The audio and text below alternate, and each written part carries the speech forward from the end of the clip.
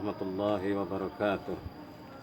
Saudara sekalian yang dirahmati Allah, pada kesempatan ini saya akan berbagi ilmu, berbagi pengalaman tentang bagaimana kita mengelola mendidik anak-anak kita. Anak-anak kita adalah investasi akhirat, investasi yang tiada terhingga, yang tidak bisa diukur dengan materi. Maka anak-anak kita itu harus menjadi anak yang soleh. Paling tidak kita sudah berusaha, kita sudah ikhtiar, ada upaya sungguh-sungguh di dalam diri kita. Jangan sampai kita membiarkan anak-anak kita, lalu kita menelantarkan dan tidak mendidik anak-anak kita. Amat merugilah kita dan berdosalah kita. Terus sekalian yang dirahmati Allah, Allah berpesan dalam Al-Quran, surah An-Nisa ayat 9. A'udzu billahi minasyaitonir rajim. Wal yakhshal ladzina law taraku min khalfihim dzurriyyatan di'afa khafu 'alaihim falyattaqullaha wal yaqulu qawlan sadida. Dan hendaklah takut seandainya kamu meninggalkan di belakangmu generasi yang lemah, yang khawatir terhadap kesejahteraan mereka. Maka bertakwalah kamu sekalian kepada Allah dan ucapkanlah kepada mereka perkataan yang benar, perkataan yang baik. Saudara sekalian yang dirahmati Allah, mulai sekarang mari kita pastikan kekhawatiran itu dijawab dengan perbuatan. Kekhawatiran itu dijawab dengan upaya sungguh-sungguh kita menjadikan anak-anak kita menjadi anak yang soleh dan soleha. Lalu bagaimana agar anak-anak kita menjadi anak-anak yang soleh dan soleha?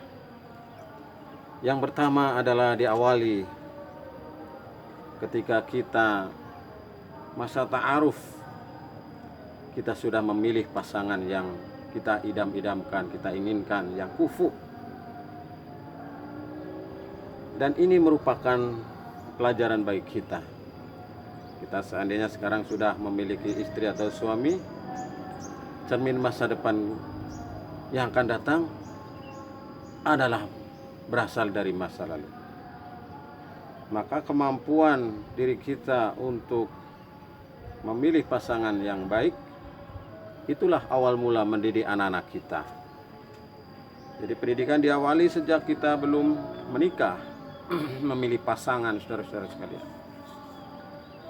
Ya, yang sudah punya pasangan ya kita rawat tentunya. Kita jaga, kita lestarikan. Kemudian yang kedua, saudara sekalian, adalah ketika di masa kandungan. Bagi ibu-ibu yang sedang mengandung, hati-hatilah, perbanyaklah berzikir, mengingat Allah, membaca Al-Quran, dan seterusnya. Agar anak-anak kita ini menjadi anak-anak yang soleh.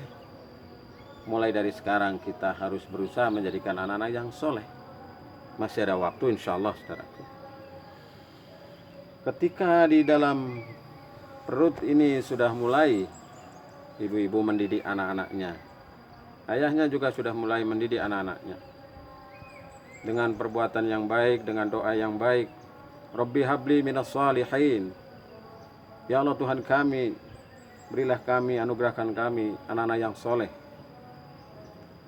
Nah, ini ketika masa kandungan. Setelah lahir tentunya pesan Nabi yang pertama adalah beri nama yang baik. Beri nama yang baik anak-anak kita. Kemudian yang kedua, ajari mereka dengan tauhid, dengan Al-Quran.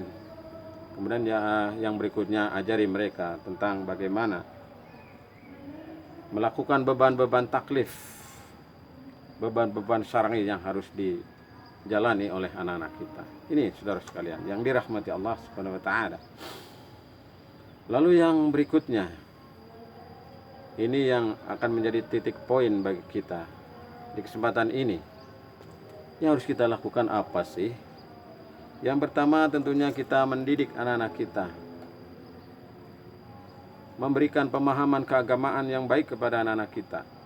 Kita doktrin anak-anak kita dengan doktrin keagamaan yang hanif, yang lurus, yang benar, sesuai dengan pemahaman yang kita yakini,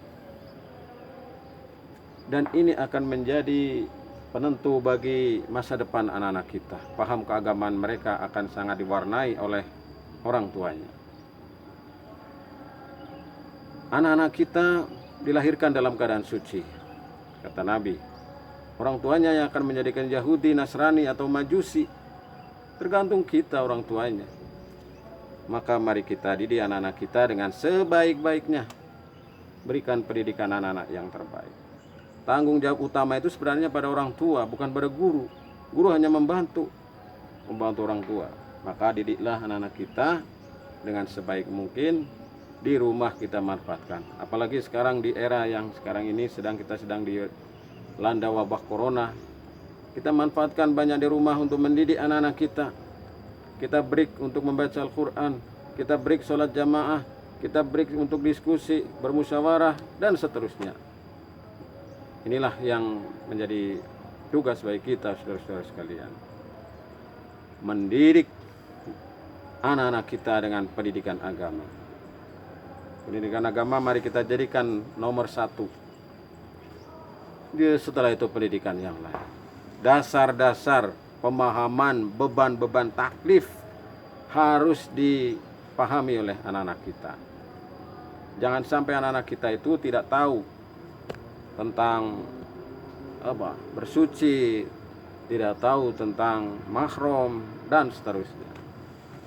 Maka ini tentunya menjadi tugas bagi kita, saudara-saudara sekalian, orang tua itu.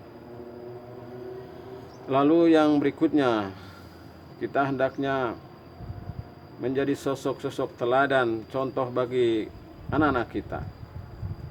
Orang tua seringkali berharap anak-anak kita menjadi anak yang soleh dan solehah, sementara kita tidak bisa menjadi contoh. Nah, ini kan sebuah ironi, sebuah keanehan yang harus kita jawab sendiri-sendiri. Sesuai dengan kemampuan kita, mari kita berusaha untuk menjadi contoh yang baik, menjadi uswah yang baik. Sebagaimana Rasulullah menjadi contoh yang baik bagi semuanya. Laqad kana lakum fi Rasulillahi uswatun hasanah. Sungguh pada diri Rasul itu terdapat suri teladan yang baik. Maka kita berusaha menjadi contoh yang baik bagi anak-anak kita dalam segala hal. Maka ketika kita ada persoalan, ada masalah, kita berusaha untuk selesaikan dengan baik. Jangan sampai anak-anak kita melihat kita bertengkar, melihat kita berkelahi, istri dengan suami, saling mencaci, berkata kotor dan sebagainya. Ini adalah orang tuanya. Apalagi era-era sekarang ini, anak-anak sudah sedemikian acuh terhadap orang tua. Maka teladan itu sangat baik bagi kita. Nah, ini saudara. Kemudian yang tidak kalah pentingnya, saudara sekalian, mari kita senantiasa berdoa kepada Allah Subhanahu wa taala. Karena doa yang bisa mengubah segala-galanya. Doa kita kepada anak-anak kita selama ini apa? Apa sudah didoakan dengan sungguh-sungguh ataukah belum? Kalau sudah, alhamdulillah, mari kita lanjutkan, kita teruskan. Kalau belum, maka mari kita bersama-sama mendoakan anak-anak kita di waktu-waktu yang mustajabah, atau yang berkesempatan di tempat-tempat mustajabah, di sekitar Ka'bah, kemudian di Masjid Nabawi, di Raudhah, atau di tempat-tempat mustajabah yang lain.